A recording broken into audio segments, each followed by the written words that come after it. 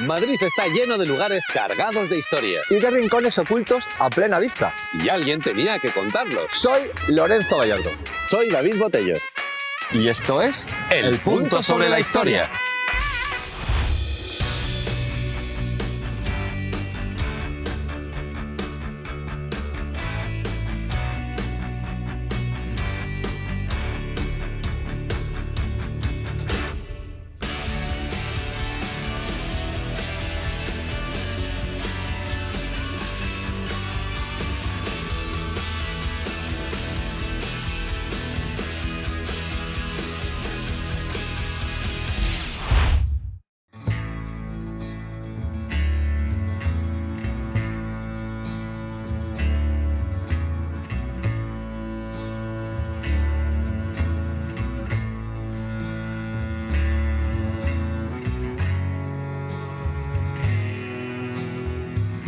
Y empezamos nuestra ruta de hoy en el Convento de la Encarnación.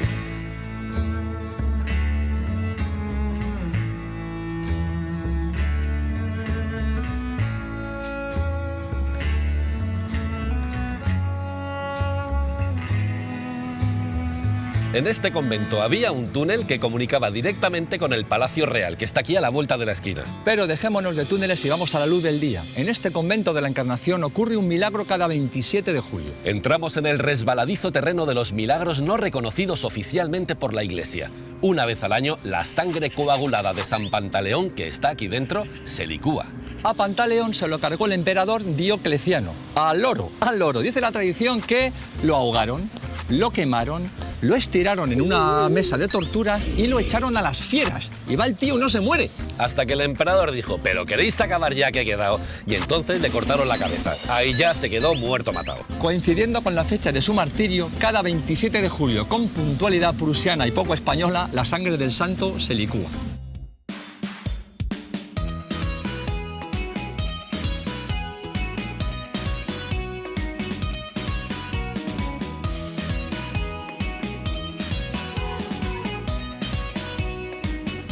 Este es el gran Lope de Vega, el tipo que en tiempos de Felipe IV escribió miles de obras y le dio tiempo a ligarse a miles de mujeres. Ríete tú de Casanova. Alguien podría decir que era alienígena, porque la verdad es que yo no sé a ti, a mí no me salen las cuentas. Pero centrémonos en la estatua que tiene su propia historia. Llega el año 1902 y el autor Mateo Inurria ve que no llega. El pobre Mateo se tiene que buscar la vida y va y dice, voy a ver si hago una ñapa de yeso, le doy una manita de pintura y aquí paz y después gloria hasta que le dé tiempo a terminarla de verdad. El día de la inauguración todo fueron aplausos y parabienes. Pero, ¿qué pasó a continuación? Cuando se inauguró la estatua ocurrió una de estas tres cosas. La cabeza se le cayó encima a un ministro, que las lluvias deshicieron la estatua, o un yesero se dio cuenta de que era de yeso y lo denunció. Me diría la primera. Yo la C pondría. Lo está pensando mucho. Pues yo creo que es la C. Yo apuesto por la C. Un yesero se dio cuenta y lo denunció. La A, ¿no? Yo creo que la A. Jara, Venga, la respuesta correcta es la B, las lluvias resistieron la estatua. correcto. Toma ya. Efectivamente, Mateo Inurria no contaba con las lluvias torrenciales que convirtieron a Lope de Vega en un blandiblú de yeso y pintura. La estatua buena, la oficial, la de bronce, se inauguró finalmente en 1908. Bueno, que solo fueron 6 años de retraso, que son 6 años para la creación artística. A los artistas hay que darles tiempo para crear. La historia es un punto. Pero vamos ahora a esa época de romanticismo exacerbado, ese siglo XIX español que algún autor denominó como un follón. Por allí deambulaba este pedacho escritor que se llamaba Mariano José de Larra, un tipo muy lúcido y muy crítico con la sociedad de su época. Vámonos.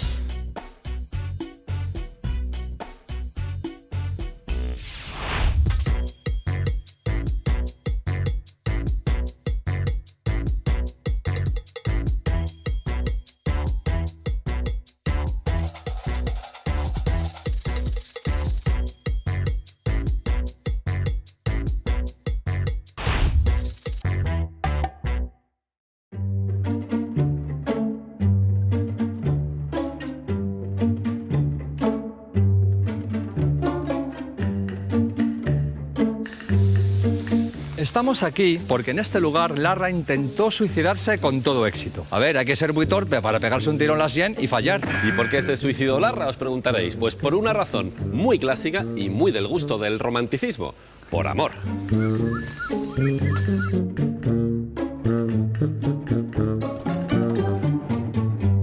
Aquella noche, la amante de Larra, Dolores Armijo, vino hasta aquí a pedirle unas cartas y a dejarle un recado clarísimo. Larra, no te subas a la parra que me voy con un macarra. Cuando acabó la visita, Larra se suicidó, totalmente. Tenía 27 añitos. Larra, tío, con lo que tenías que escribir todavía. La verdad es que este hombre Larra era un tipo de arrebatos, muy a tono con la época. Años antes había dejado los estudios porque se había enamorado de una mujer mucho mayor que él. Que, atención, era la amante de su padre. Que luego esto lo vemos en los culebrones y decimos, tío, eso no puede ser. Pues sí es, mira. Hijo mío, Marianito, tengo algo que decirte. Dígame, papá, ¿qué cosa se le ofrece? Esa perdida con la que andas es mi amante secretosa.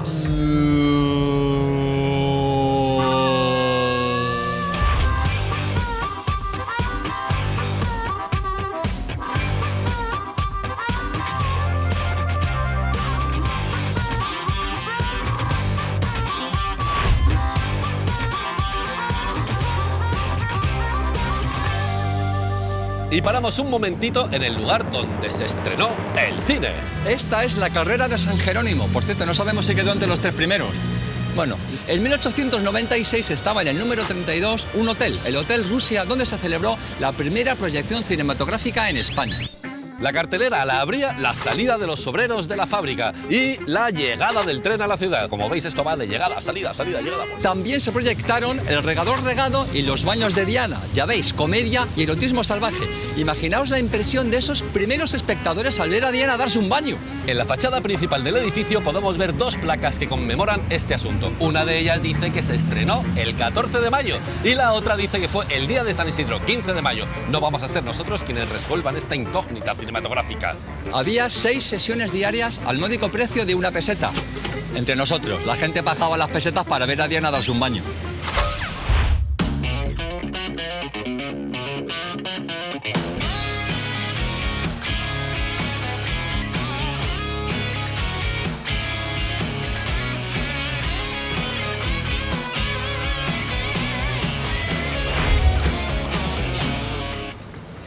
Pues esto, amigos, es el Ateneo Científico Literario, una institución creada durante la Guerra Carlista para contribuir al desarrollo de las ideas en España.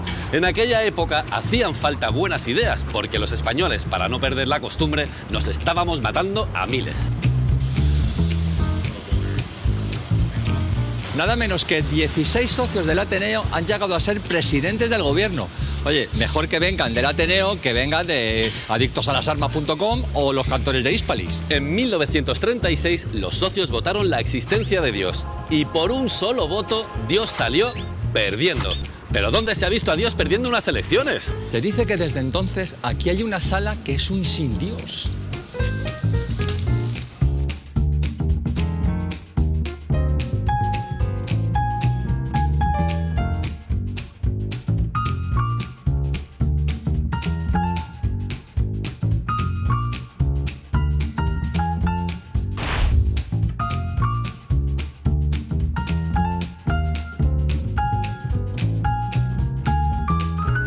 En esta esquina hubo una casa que tiene mucho que ver con 2 archienemigos. Podrían ser Superman y Lex Luthor, Batman y Joker, Paquirrín y el gótico tardío. No, Góngora y Quevedo. Góngora y Quevedo han sido posiblemente los escritores que más se han odiado en la historia de la literatura universal. Y ahora, un flashback. Yo te untaré mis versos con tocino para que no me los muerdas con gorilla, perro de los ingenios de Castilla, docto en pullas cual mozo de camino. Mira, no me, que te. Pues así se pasaron la vida los tíos, para que luego digáis que la literatura es aburrida.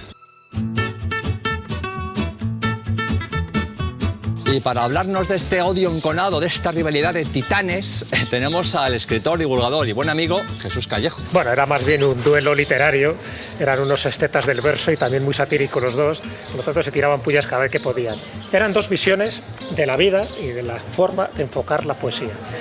Y esa rivalidad no surge aquí en Madrid, ya surge en Valladolid cuando trasladan la corte en 1601. Ahí se juntan los poetas para llamar la atención. ¿Y cómo llaman la atención? Pues atacándose unos a otros. En este caso, Góngora era ya una persona respetable, conocida. De hecho, el primer poema, cuando lo publica Góngora, Quevedo tiene un año. Pero en Valladolid tenía que hacer méritos Quevedo. ¿Cómo hacía méritos Quevedo? Pues atacando un poco a sus congéneres, en este caso a sus colegas literarios. Y uno que era fácilmente atacable era, pues en fin, un presbítero cordobés, Luis de Góngora, mayorcito, cuyos versos no encajaban en el concepto filosófico y poético que tenía Quevedo. Quevedo era conceptista, por lo tanto, mucho más conciso, lo de lo bueno si breve, dos veces bueno, y sin embargo Góngora era más culturanista, le gustaba mucho el hipérbato, le gustaba mucho las florituras literarias, el latín, el griego. La enemistad empezó siendo literaria al principio, cuando estaban en Valladolid. Cuando ya estaban en Madrid, no se cuidaron en ningún tipo de reparo lingüístico a la hora de lanzarse dardos. Góngora decía de Quevedo que era Francisco de Quevedo, por lo que bebía en las tabernas. Y sin embargo, Quevedo le lanzaba a Góngora el peor insulto que se podía lanzar en el siglo de oro, que era judío. Él decía que iba a untar sus versos de tocino para que él no los mordiera, gongorilla. Eso sí que molestó muchísimo. ¿Por qué? Porque ya era un insulto directo que si los llega a publicar en vida y se entera la Inquisición, Góngora hubiera tenido un problema muy gordo. Aún así, tuvo un problema gordo porque el desahucio más sonado del momento fue el que ocurrió en esta casa que tengo a mi espalda. ¿Por qué? Góngora era una persona que ganó mucho dinero, pero también dilapidó mucho dinero. Tiene que vender su casa y alquila esta. Quevedo, cuando se entera que está viviendo de alquiler, él compra la vivienda y con el bicho dentro. ¿Quién era el bicho dentro que había en aquella época? Luis de Góngora. Así que aprovechó el primer impago de Góngora para desahuciarle. Y no solo se queda en eso, sino que el propio Quevedo se personifica aquí para limpiar la vivienda, para desinfectarla y para desgongorizarla. De alguna forma, para que no hubiera ningún tipo de influencia de energía de su enemigo más acérrimo, que era Luis de Góngora. Fíjate que Góngora en aquel momento tenía 64 años, estaba enfermo, prácticamente estaba perdiendo la memoria y él se tiene que ir de aquí para irse a Córdoba y allí morir totalmente arruinado, abandonado y olvidado por sus amigos.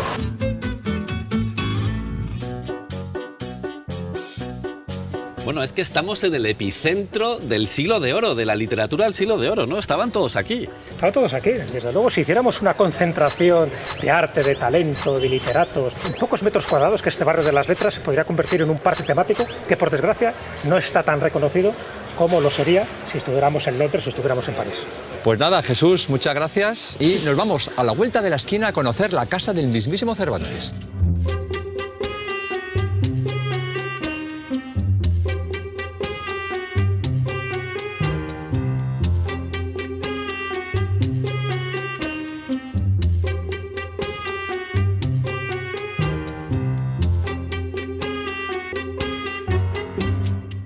Aquí vivió y murió don Miguel de Cervantes, el ínclito perito industrial. Que nombre que no, que es Miguel de Cervantes, el escritor, el del Quijote, el manco de Lepanto. Lo que tal vez no sepáis es que además de manco, don Miguel tenía otro problemita que le impedía pues llevar una vida más o menos normal. ¿Cuál era ese problema? Es lo que vamos a intentar averiguar. Era diabético. Ciego de un ojo. Problemas respiratorios. Tic-tac, tic-tac. Además de mango. Alguna neurona dislocada que nos permite justamente desencajarnos del mundo y crear, que es lo que hizo Cervantes como gran padre de nuestra lengua. Sí. Que no bailaba flamenco. Don Miguel de Cervantes no bailaba flamenco. Ciego, tartamudo. Tartamudo. Es correcto. El tartamudo de Lepanto es que no tiene la misma fuerza, ¿no? Suena flojuno. Suena flojuno, bien. Tiene más fuerza lo del manco, que además fue en una batalla. Pero centrémonos en esta casa. Lo que ocurrió en esta casa demuestra mucho cómo somos un poco los españoles, lamentablemente. A principios del siglo XIX, la finca estaba a punto de ser derruida. Y aquí entra en acción un señor que se llama Mesonero Romanos, que ni era mesonero ni era romano. Era cronista de Madrid, uno de los mejores que hemos tenido, que alertó enseguida del peligro de destrucción de una joya histórica. La noticia le llegó a Fernando VII, ese rey al que todos llamamos Pero tal y como nos temíamos, no solucionó nada. España siempre cuidando de sus ídolos. Así que en esta finca es donde vivió y murió Miguel de Cervantes. Y ahora, por favor, acompañadnos al lugar donde está enterrado, porque allí hemos quedado con Luis La Rodera. Oh, amigo Sancho, la historia es un punto. El punto sobre la historia, ¿me lo va a decir a mí? Que estoy harto de ir contigo todos los días. Es talentado.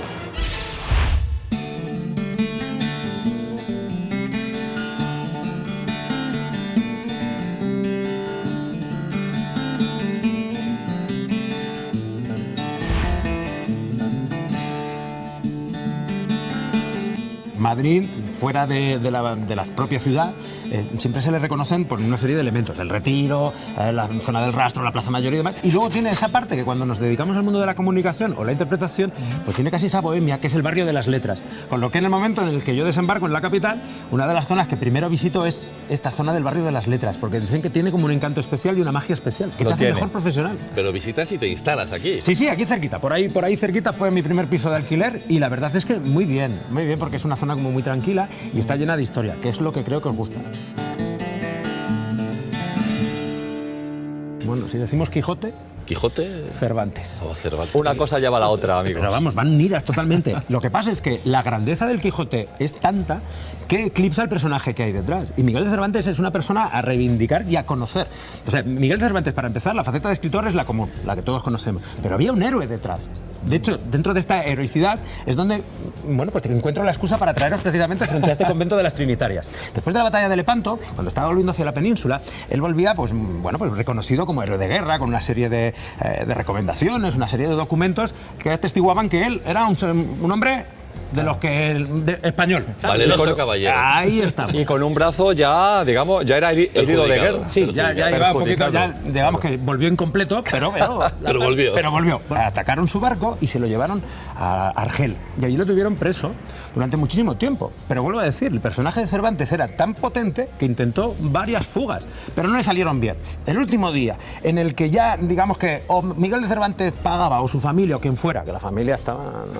que no. En esta época, amigo, los escritores nos pasa esto mucho. Sí, de hecho, incluso sus hermanas dicen que incluso llegaron a prostituirse para conseguir dinero para salvar al hermano, ¿eh? Pues el último día llegaron los padres trinitarios, que va relacionado con el convento trinitario, y en el último momento dijeron, venga, pagamos el rescate. Miguel de Cervantes regresa a la península y Miguel de Cervantes es un hombre leal y agradecido, con lo que siempre su vínculo con los trinitarios, va con él hasta el último de sus días. Y por eso sus restos, como última voluntad, están aquí enterrados. Hace unos meses se decía que si se había encontrado los restos originales de Cervantes y demás, pues era precisamente aquí. La respuesta es que estar está. Estar está. Pero saber exactamente cuáles son los huesos, pues esa parte están haciéndola todavía trabajo. Se tiene la certeza, de hecho, hay una placa enorme, aquella blanquita que tenemos ahí de fondo, que así lo atestigua, que dice que dentro de la última voluntad de Cervantes estaba el descansar en este convento trinitario. Lo que sucede es que no es la única persona que descansa ahí, con lo que hay un cúmulo de restos que si encima le unimos a que según iba creciendo el convento, pues iban moviendo, venga, restos para afuera, rollo mudanza, ¿le vas a pintar? Pues saca los restos, y otra vez, y así, entonces hay un momento en el que supongo que a algunos se le mezcló y entonces como que nos sale un perro trucha raro. Sí. Cervantes, vamos, un digno merecedor de tantos reconocimientos como tenga.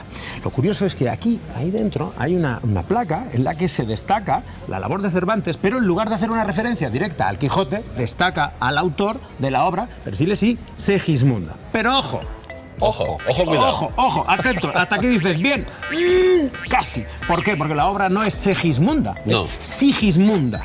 Claro, tampoco es la obra de Cervantes, digamos, como para las camisetas. No, es una obra menor de Cervantes. Que nosotros nos equivoquemos aquí hablándolo, que cualquiera lo ve, pues no pasa absolutamente nada. El problema es que, claro, el error tipográfico por esa vocal está ahí dentro. Claro. Y las cosas cambian. Es como si a Cervantes le dices que es el autor de Don Cojote. ¿Sabes lo que te digo? No, a Tolstoy le dices Guerra y Pez. No puede ser. Lo mismo. Estamos esperando la película, pero debe ser un poco rara. Pero me han dicho que es buena.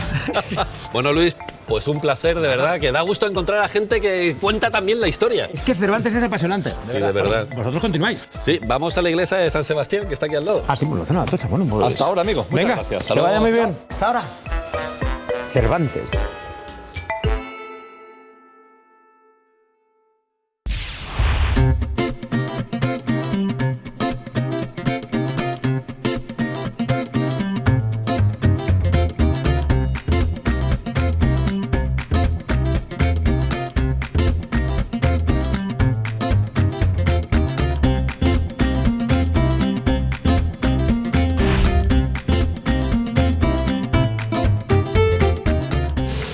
estamos llegando a la iglesia de San Sebastián en la calle de Atocha. Solo con los archivos y las cosas que contienen podemos contar la historia de España durante siglos. Entre bodas, bautizos y funerales, por aquí dentro ha pasado media España. Que por cierto, le pasa un poco lo que a nosotros, Lorenzo, que la fachada no es para matarse, pero tiene una vida interior que lo flipa. Pues tendremos que vivir con ello. Según los archivos de esta iglesia, hay más de 2.500 personalidades célebres relacionadas con este lugar. Imaginaos. Y os digo una cosa, aquí está enterrado Lope de Vega. Bueno, que está enterrado aquí, pero le pasa lo que a Cervantes, que está enterrado pero no sabemos dónde, porque a alguien se le olvidó renovar la cosa y entonces se les ocurrió sacar los huesos y mezclarlos con un montón de restos indocumentados. Pero bueno, esta es España y estos son sus muertos.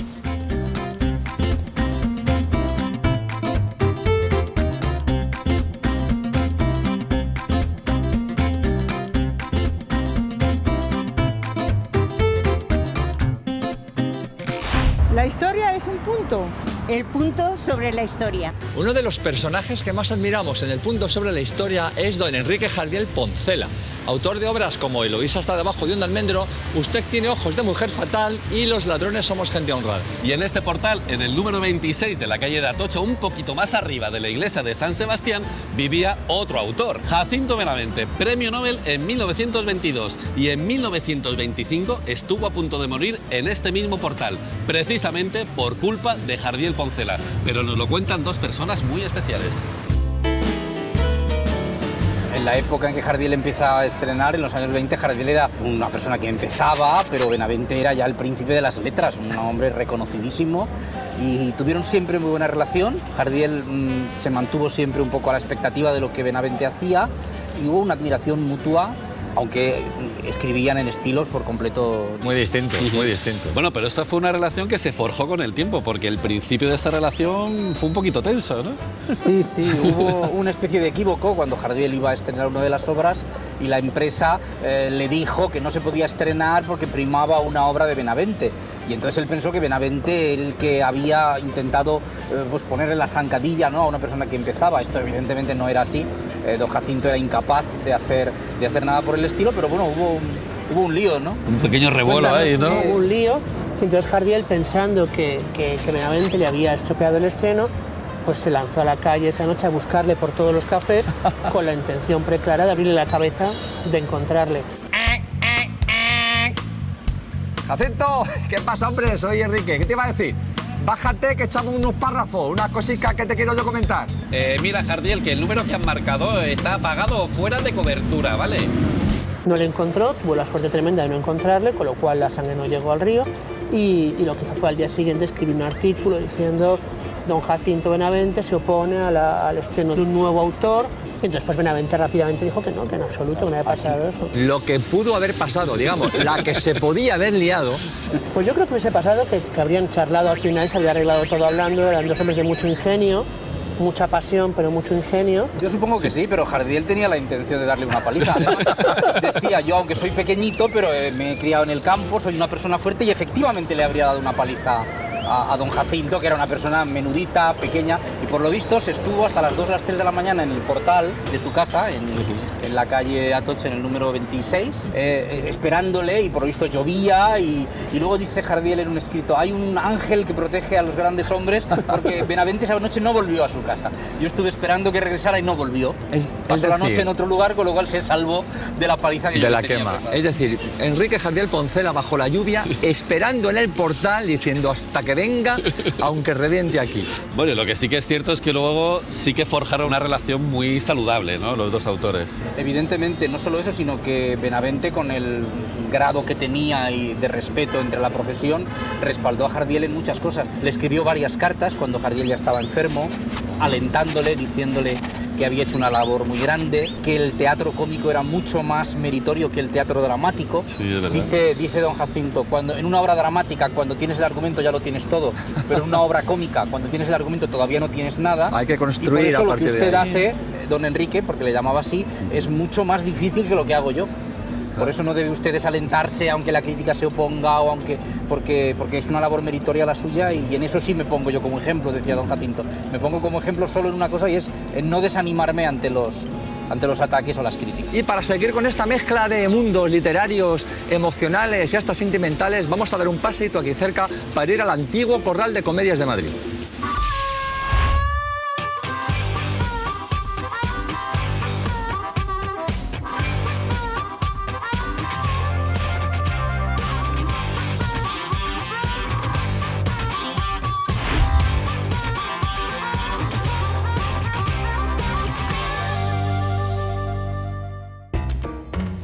Calle Espoz y Mina. Aquí estaba el antiguo Corral de Comedias de Madrid, en el que todas las obras de teatro español del siglo de oro se estrenaron.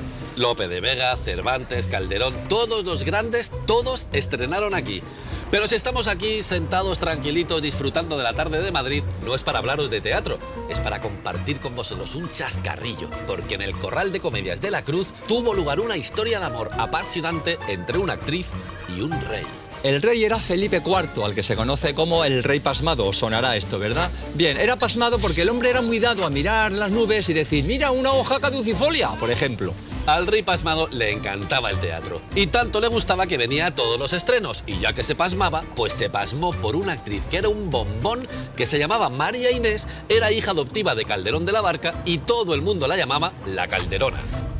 La zagala tenía en aquel momento 16 espléndidos años y el rey al verla dijo, ¡bórgame! ¡Bórgame! Claro, a la reina Isabel de Borbón esto le pareció medio regular, lo comprenderéis. Pero el rey pasmado, a base de pasmarse, le hizo a la Calderona un pasmadito de nombre Juan José de Austria. Y claro, entre pasmaditos y Juan Josés, pues la Calderona terminó sus días de abadesa en un convento. Pues no sé si quedarme topicueto o pasmao.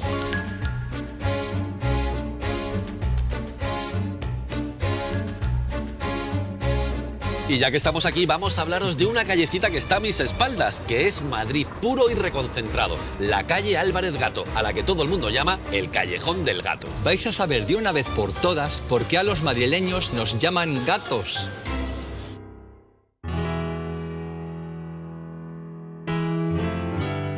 Pero dejadme que antes os cuente que este callejón y sus espejos fue inmortalizado por don Ramón María del Valle Inclán en sus Luces de Bohemia. Ya sabéis, lo del esperpento y todo eso. Y vamos con los gatos. Durante la Reconquista, las tropas de Alfonso VI asedian la ciudad. De repente, una noche cerrada, alguien mira hacia las murallas y dice, ¡mira! Un tipo trepando la muralla, como si fuera un gato. Y mientras todos le veían, decía, ¡mira! Ahí va un gato, un gato. Y así se quedó con el nombre de gato. Yo casi me alegro de que fuera gato, porque por la misma razón nos podrían haber llamado, ¿qué te digo yo? Cabras montesas, o imagínate si entramos por un túnel, nos hubieran llamado ratas. Bueno, pues a este gato le dieron una especie de título nobiliario, algo así, que fue heredando su familia. Pues bien, este Álvarez Gato, el que da nombre al callejón, era un poeta de la época de los Reyes Católicos y uno de los descendientes de este primer gato.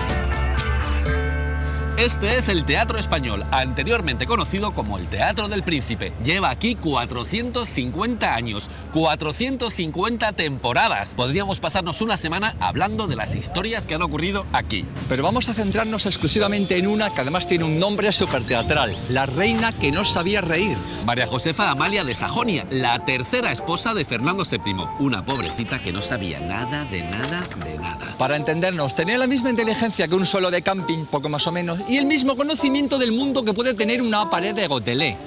Como el papel principal de una reina es darle hijos al rey, cuando llegó la cosa, María Josefa le dijo a Fernando, tranquilo Fernando, que ya escribo yo a la cigüeña. Entre sus pocas luces y un poco de tara que ya le venía de serie, digamos, la reina no reía jamás, que ya le vale. Pero eso acabó el día que vino a este teatro y conoció a un actor llamado Antonio Guzmán.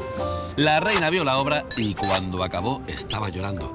Pero no lloraba de pena, lloraba de risa. Fernando VII dijo, ¡milagro! Los informativos de todo Madrid se pararon porque la reina se había reído. Fernando VII le dijo a Antonio de Guzmán, pida lo que quieras, que yo te lo daré. Yo le hubiera pedido algo para que no se enreden los auriculares, ¿sabéis? Que es una cosa así como tal. Lo que pidió el actor en este caso fue renovar una temporada más y le fue concedido.